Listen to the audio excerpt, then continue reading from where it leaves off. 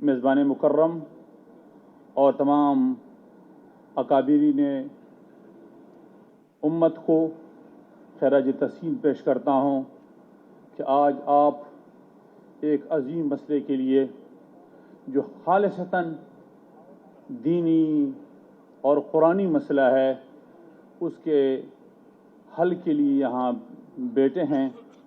तो मैं मौलाना फजल रहमान साहब का शुक्रिया अदा करता हूँ कि इसमें कलीदी किरदार अदा करते हैं और ये पहली बार है मेरे ख्याल में पाकिस्तान की तारीख़ में कि पूरी हुकूमत आज आपके साथ खड़ी है।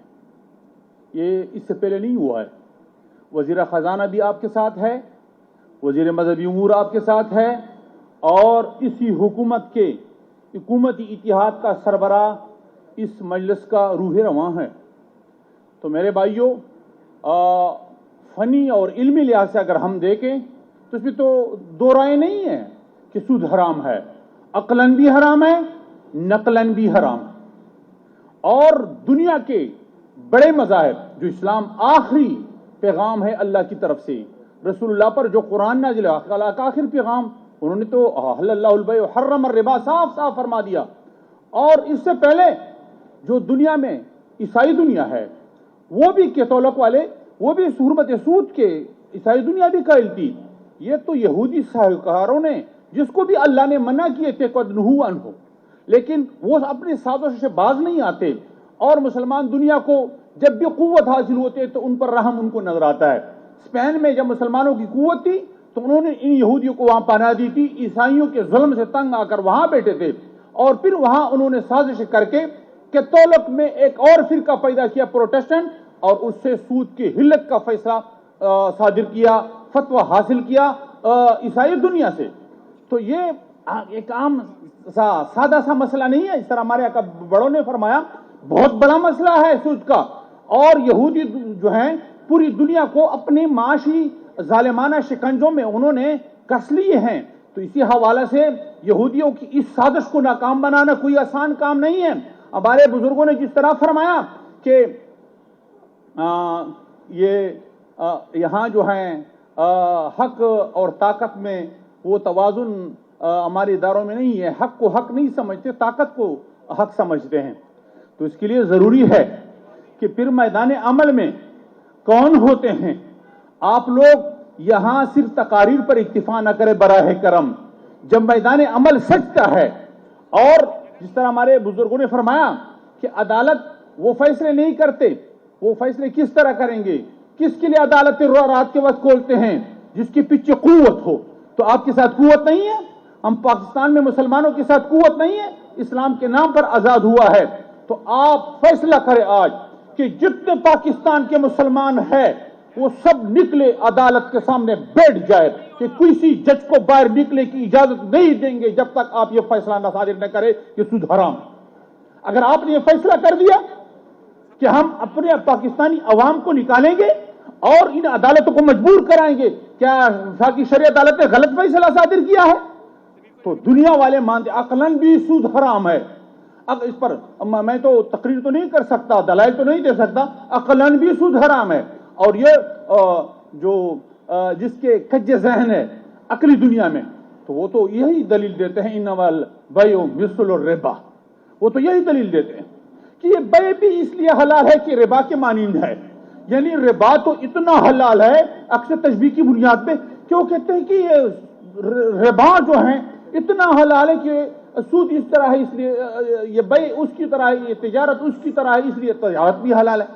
तो तिजारत की तशबीह सूद के साथ देते हो, कहते हैं सूद तो इतना हलाल है कि उसकी वजह से बै भी हलाल है। तो भाइयों, वो तो यही कहते हैं, वो तो दलाइल में साहब कहते हैं कि जब मैं घर किराए पर देता हूं उस पर किराया लेना जायज है, तो पैसे अगर आपको देता हूं उस पर किराया लेना क्यों कर जायज नहीं? वो तो यही कहते हैं।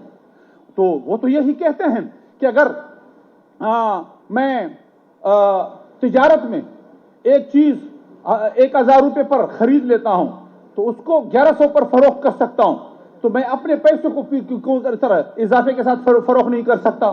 तो वो तो ये दलाइल देते हैं, लेकिन वो फर्क नहीं करते।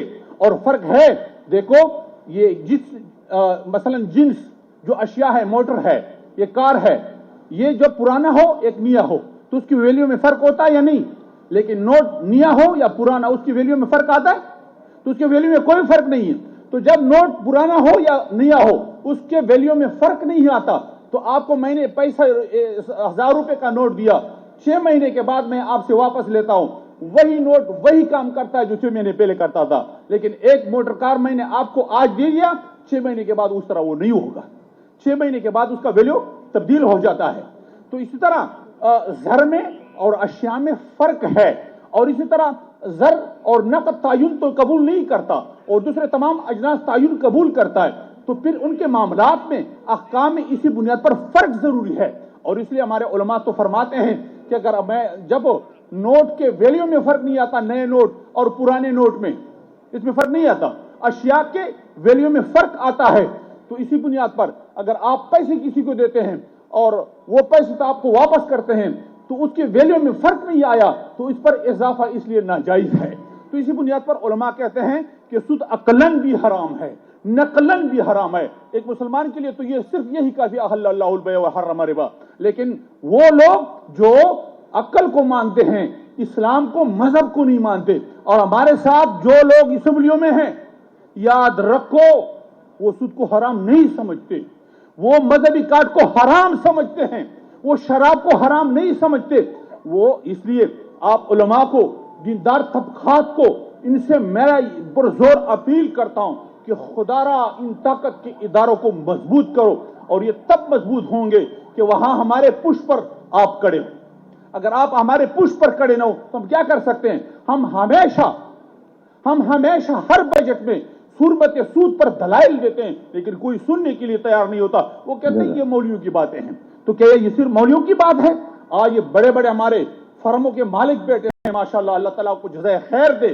ایوان ہائے تجارت اور صنعت کے جو سربراہان بیٹھے ہیں, تو میں ان کو خراج تحسین پیش کرتا ہوں. حاجی غلام علی صاحب ہمارے, آپ جانی پہچانی شخصیت ہے کاروباری دنیا میں, تو آپ آج یہاں جو جمع ہوئے ہیں میں آپ کو سلام پیش کرتا ہوں. ہم آپ کے ساتھ ہیں.